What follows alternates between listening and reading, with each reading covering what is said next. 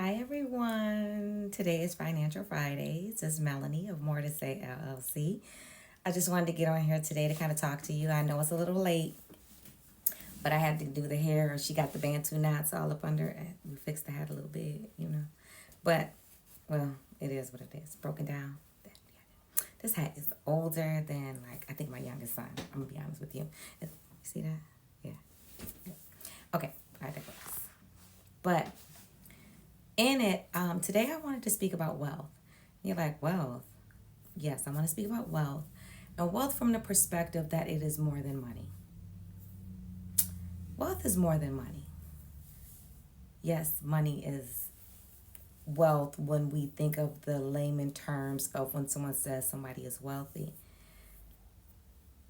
But how many of you think about the fact that wealth is your health? A lot of people who might have a lot of money may not be able to buy their health. What about your spiritual grounding, your spiritual background? When you have a healthy spiritual background, that's wealthy.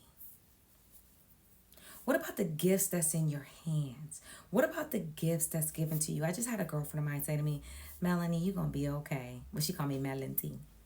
But she was like, you're going to be okay because you have a lot of gifts in your hand. That's wealth. Wealth isn't always a dollar sign. The Bible says that your gifts will make room for you.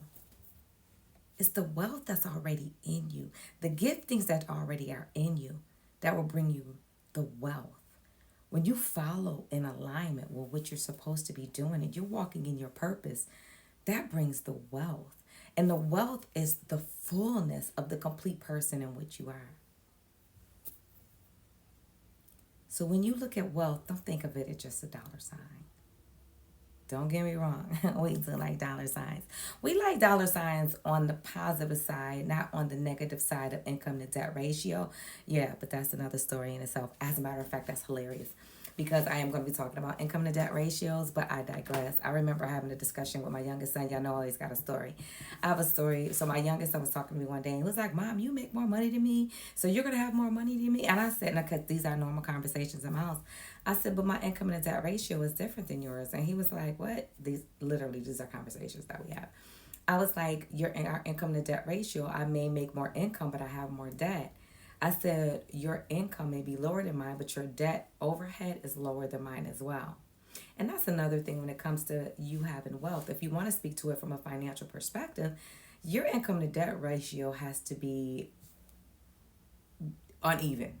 Like your debt got to be down here, and your income is up here. You live below your means. That your overhead, and you're like, what is your overhead? Your expenses are not as much as your income. You can't build wealth when your income to debt ratio is uneven, where the debt is the highest and your income is the lowest. You can't build wealth when you build a budget and you can look and see that your income and your debt, as it dwindles down, you now have room to save, to be able to buy investments. I'll just leave it like that because I don't give investment advice. I'm a budget consultant. I am not a financial advisor, but I can refer you to one. But I just wanted to get on here and just talk to you really quick about wealth. You got to look beyond the dollar sign. Are you healthy? Are you doing what's best for your body? Are you eating right? Are you exercising? I'm not exercising right now. I'm working on something. I'm trying to figure out what exercise is best for me because I used to box. Now I'm like, I really want to be on the softer side, so I need to be a little softer. I don't know. I used to do HIIT. I used to do all of that.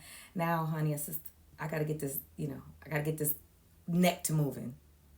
so, so I'm finding a new form of exercise that is best for my body.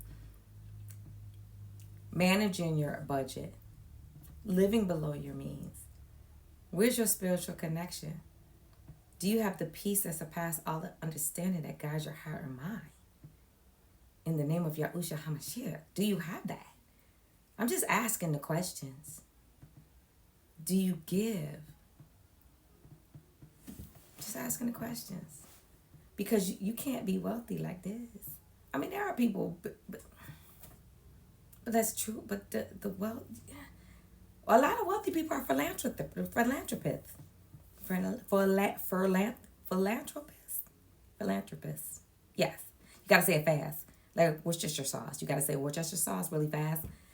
Like philanthropists, you can't say it slow because if you say it slow, you're gonna get all stumbly, like I did, you know.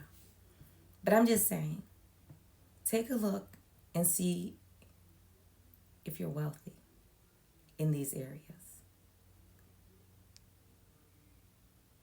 And if you're not, begin to do the work. If you are wealthy because your health brings wealth. You healthy to work. You're healthy to start a business. You're healthy to, they work together. So at this time, because I've gone over what I planned on going over, as far as time limit, I was trying to make it shorter, but I talk a lot.